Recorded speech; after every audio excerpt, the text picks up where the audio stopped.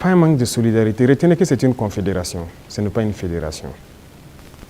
Sur certains aspects, on fait beaucoup de choses, en tout cas en tandem, mais dans la charte, il est dit que des pays peuvent décider des relations et de ce qu'ils peuvent faire. On ne peut pas dire à tel pays de ne pas collaborer avec tel pays, non. On n'est pas à cette étape d'abord. On est en train de consolider la confédération sur les aspects, un bon nombre d'aspects de développement, de défense et de diplomatie. Et après, on va passer à la fédération. Ce sont des étapes. Donc, le Niger peut participer à des rencontres. La confédération, on ne se ferme pas. On fait des ouvertures, on côtoie tout le monde. Nous sommes très panafricanistes. On est vraiment ouverts à l'intégration, à tout ce qu'il y a, mais avec des principes.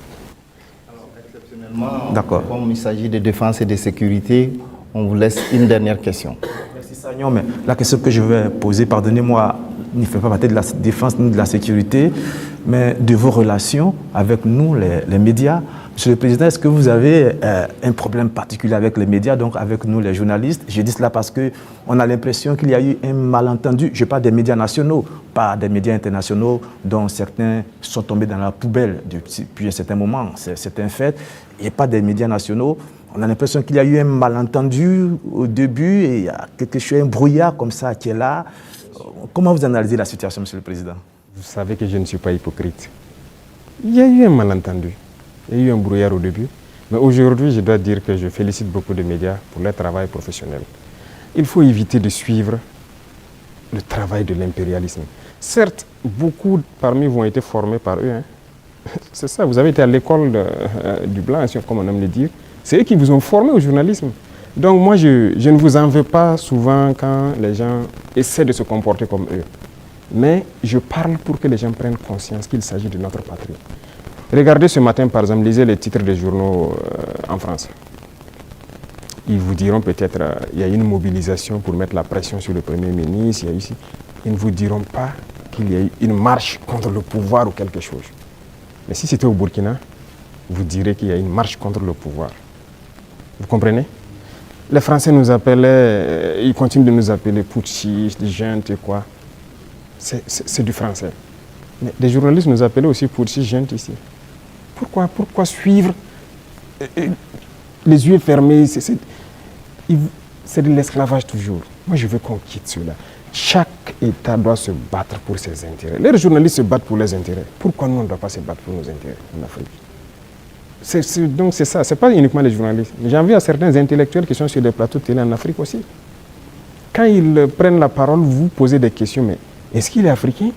Ou bien, génétiquement, il n'est pas là, quoi. Il n'est pas avec nous. C'est une réalité. Un retard. Oui, il faut se décoloniser les mentalités, les manières de faire. Chacun doit se battre pour sa patrie. Vous pouvez avoir une information qui est peut-être vraie et juste, mais vous décidez de ne pas sortir l'information. Parce que ça peut porter préjudice à la défense nationale, à la sécurité, à la cohésion, et ainsi de suite. Ça, c'est une décision souveraine, parce que vous voulez préserver votre pays. Mais on ne dit pas seulement dès qu'il y a une information, il faut la sortir. Non, ce n'est pas comme ça. Et très souvent, les journalistes, comme on aime le dire, le train qui vient à l'heure, ça ne les intéresse pas. C'est le train qui est en retard. Vous le savez, Monsieur le Président, donc vous nous comprenez de temps en temps. Ah oui, mais il faut éviter ça.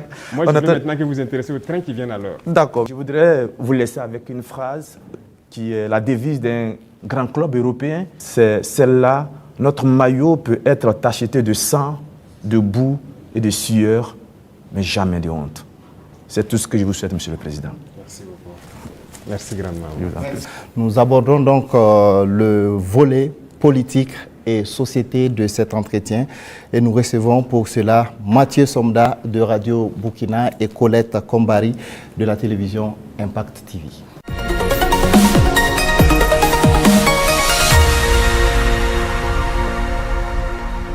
Bonsoir, chers confrères. Vous disposez également de 20 minutes pour échanger avec le chef de l'État sur la rubrique politique et société. Excellence, Monsieur le Président, 30 septembre 2022, 30 septembre 2025, bientôt 3 ans de gestion du pouvoir d'État. Quel bilan d'étape faites-vous en termes de mise en œuvre de votre vision et de votre orientation politique à travers la révolution progressiste et populaire? Il faut dire que nous avons pris le pays sur le volet sécuritaire avec une situation, mais aussi sur le volet économique, politique avec une autre situation. Retenez qu'il y avait beaucoup de réformes à faire. Tellement de réformes qu'on ne pouvait pas les énumérer en un coup. Et donc, nous avions une idéologie que nous avons commencé à mettre en œuvre, la révolution, jusqu'en avril dernier où on l'a proclamée officiellement. Et qui dit révolution, il s'agit de révolutionner tous les domaines de notre vie. Parce qu'on ne peut pas continuer à faire la même chose qui se passait et espérer avoir un autre résultat. Si nous étions dans la continuité, je pense que c'est mieux qu'on laissait les politiciens continuer leurs choses, mais nous avons voulu rompre. Et la rupture nécessite beaucoup d'engagement. Dieu merci, le peuple a compris, les gens ont compris qu'il fallait rompre. Que ce soit en termes de comportement, de pratique, que ce soit en termes de gouvernance, que ce soit en termes d'économie, de commerce et tout ce qui va avec. Et tous les jours, je peux vous dire qu'on continue de découvrir. Parce que le système qui était en place, et moi j'aime caricaturer pour dire que c'est comme un gros nœud que nous avons trouvé. Quand vous défaites un autre apparaît. Quand vous défaites un autre apparaît. Donc il y avait beaucoup de maux dans notre société que nous sommes actuellement en train de résoudre. Et Dieu merci, je peux dire que plusieurs choses ont été lancées.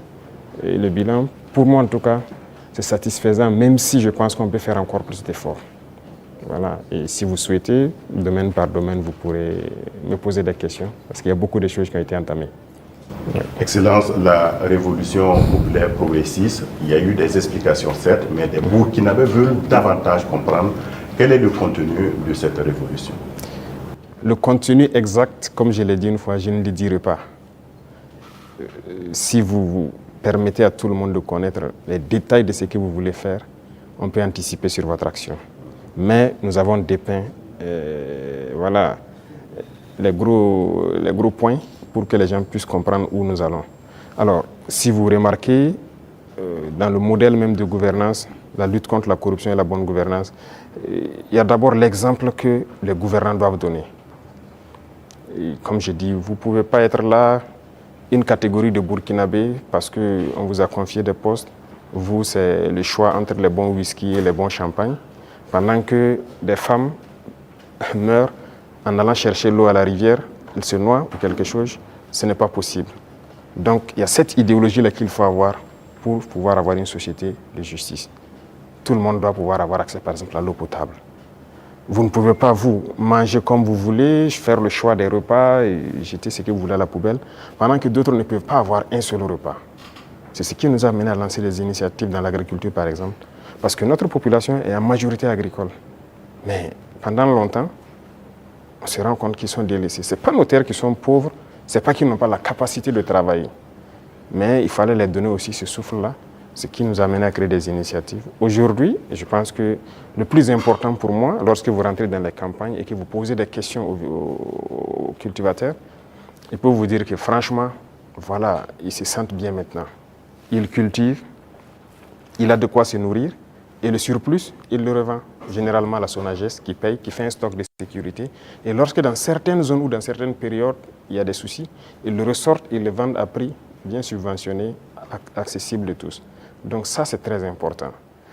L'idéologie de révolutionner beaucoup de domaines, quand on prend le domaine même des finances publiques, alors on est en train de digitaliser beaucoup de paramètres, avec beaucoup de difficultés, parce que les gens n'aiment pas ça.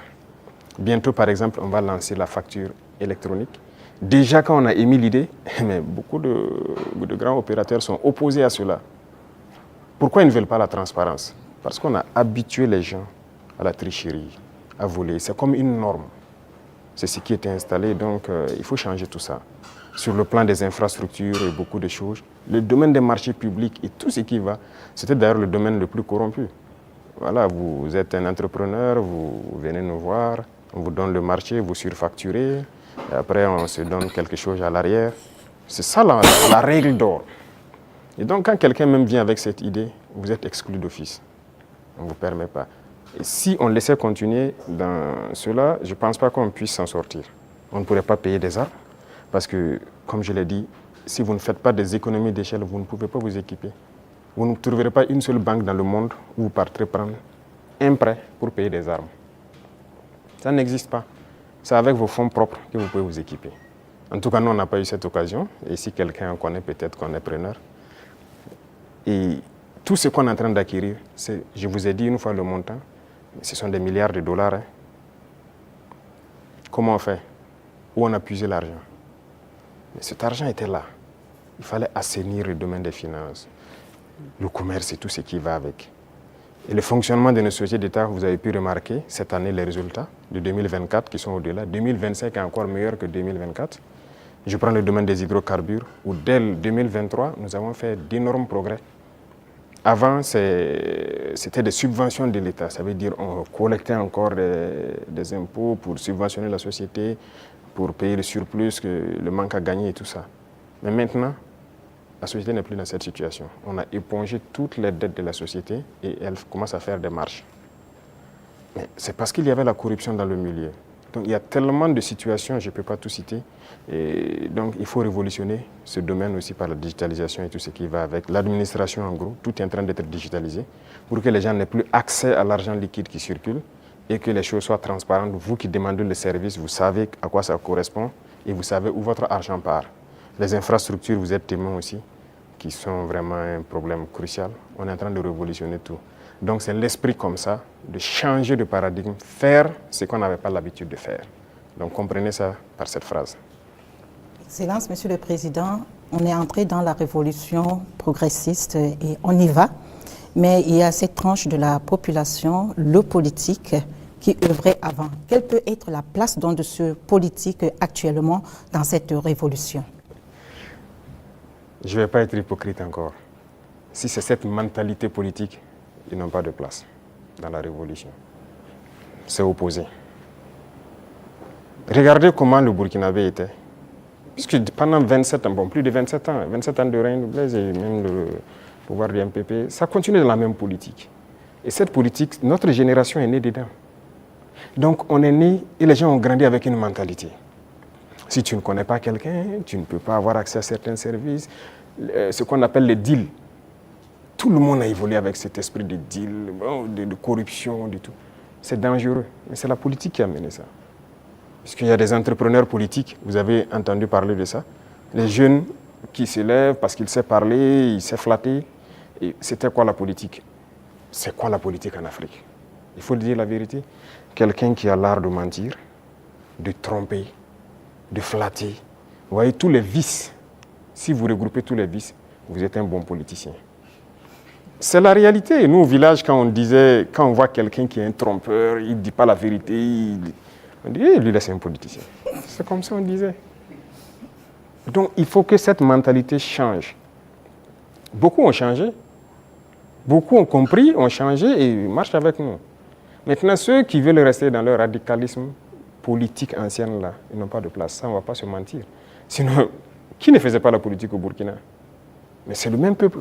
Mais c'est parce qu'on a parlé, ils ont compris, et par les actions, ils voient, ils ont compris, que les gens commencent à changer de mentalité. Et nous voulons changer définitivement les mentalités pour que personne ne pense qu'il faut d'abord appartenir à tel parti pour bénéficier d'une route, il faut appartenir à tel parti pour avoir un forage. Non. Tout le monde au Burkina doit bénéficier des bienfaits de la nature du Burkina et du travail du gouvernement. Donc la politique, moi je disais que la manière de la faire, ça divise. Et ça donne des avantages particuliers à un groupe et l'autre groupe n'a pas d'avantage. Donc non, il faut qu'on arrête ça. Donc beaucoup ont changé, beaucoup. Il y en a qui sont dans des postes de responsabilité. On nous interpelle même que non, lui là il a milité dans tel parti. Je dis aux gens non, on n'est pas là pour diviser. On est là pour unir. Tant que la personne a compris et veut faire le travail comme on le veut, on le met. Comme il y en a aussi qu'on a responsabilisé à des postes, et 2 mois, 3 mois, vous avez vu qu'on les a cherchés. Parce que s'il vient et qu'il continue de vouloir faire la même chose qu'il faisait, on va te chercher et on va te punir. Donc c'est un changement de mentalité que nous voulons. Tous ceux qui changeront de mentalité sont les bienvenus dans le bateau. Mais si vous voulez continuer à fonctionner comme la politique ancienne, vous n'avez pas de place dans la révolution.